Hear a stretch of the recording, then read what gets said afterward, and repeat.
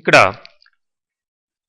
Tool బాక్స్లో data group కింద ఇవ్వబడ్డ ఈ బౌండ్ కంట్రోల్సే కాకుండా అదర్ బౌండ్ కంట్రోల్స్ను కూడా మనం చూడొచ్చు. డేటాని డిస్ప్లే చేసేదానికి డేటాబేస్లో ఉన్న డేటాని, అదే డ్రాప్ డౌన్ లిస్ట్, అట్లానే లిస్ట్ బాక్స్ కంట్రోల్, అట్లానే check box list, radio button list, ఇట్లాంటివంతా కూడా ఉన్నాయి. ఈవెన్ యాడ్ రొటేటర్, ఇంకా మీకు నావిగేషన్ కంట్రోల్స్లో ఏవైతే ట్రీ వ్యూ, ఇట్లాంటి కంట్రోల్స్కి అంతా కూడా ఈ యొక్క డేటా సోర్స్ ప్రాపర్టీని తీసుకొని డేటాని డిస్ప్లే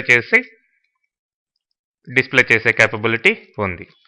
మరి మనం ఈ యొక్క SQL డేటా సోర్స్ కంట్రోల్ని తీసుకొని వాటిని సింపుల్గా ఒకసారి ఎలా బౌండ్ చేయాలో చూపిస్తాం. సో ఆ టేబుల్లో 4 ఫీల్డ్స్ ఉన్నాయి. మరి ఇక్కడ నేను ఈ యొక్క లిస్ట్ కంట్రోల్స్ని తీసుకొని ఒక్కొక్క ఫీల్డ్లో ఉండే డేటాని ఒక్కొక్క లిస్ట్ ఐటెంలో డిస్ప్లే చేస్తాను. So first for example employee నెంబర్ని డ్రాప్ డౌన్ లిస్ట్లో డిస్ప్లే చేద్దాం. ఓకే, దెన్ ఎంప్లాయ్ నేమ్ అనుకుంటాం. దీన్ని లిస్ట్ బాక్స్లో డిస్ప్లే చేద్దాం. అట్లానే జాబ్, ఇది చెక్ బాక్స్ లిస్ట్లో డిస్ప్లే చేద్దాం.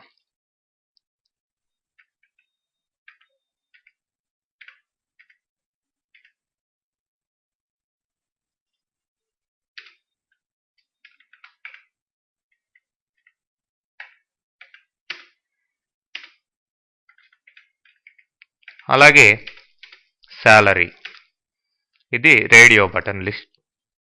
ఈ విధంగా 4 కైండ్స్ ఆఫ్ లిస్ట్ ఐటమ్స్ని తీసుకోవడం జరిగింది. మరి వీటి యొక్క ప్రాపర్టీస్ని రైట్ క్లిక్ చేసి చూడండి. ఇక్కడ చూడండి, ఇక్కడ యారో కీ మీద క్లిక్ చేసినట్లయితే చూస్ డేటా సోర్స్ అని వస్తుంది. సెలెక్టెడ్ డేటా సోర్స్ అంటుంది. ఇక్కడ SQL డేటా సోర్స్ 2 అనే దాన్ని తీసుకున్నాను. మరి ఇప్పుడు దీంట్లో ఏ ఫీల్డ్ డిస్ప్లే కావాలి, మరి ఆ ఫీల్డ్ని సెలెక్ట్ చేస్తే ఏ వాల్యూ రావాలి, బోత్ ఎంప్లాయ్ నెంబర్ అని ఇచ్చేస్తున్నాను. ఓకే, ఇంతకు ముందర దాకా అన్బౌండ్ అని ఉంది, ఇప్పుడు డేటా బౌండ్ అని డిస్ప్లే అయింది చూడండి. అలాగే నెక్స్ట్ ఎంప్లాయ్ నేమ్, తరువాత జాబ్, ఫైనల్గా దీనికి సాలరీ సెట్ చేస్తాం.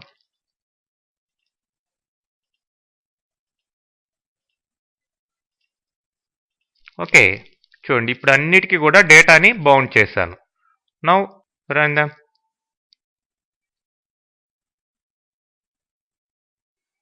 చూడండి, ఫస్ట్ ఎంప్లాయ్ నెంబర్ దీంట్లో డ్రాప్ డౌన్లో వచ్చింది. అట్లానే ఎంప్లాయ్ నేమ్స్ ఈ లిస్ట్ బాక్స్లో రావడం జరిగింది.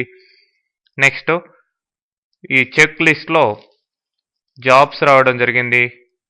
తర్వాత రేడియో లిస్ట్లో సాలరీస్ రావడం జరిగింది.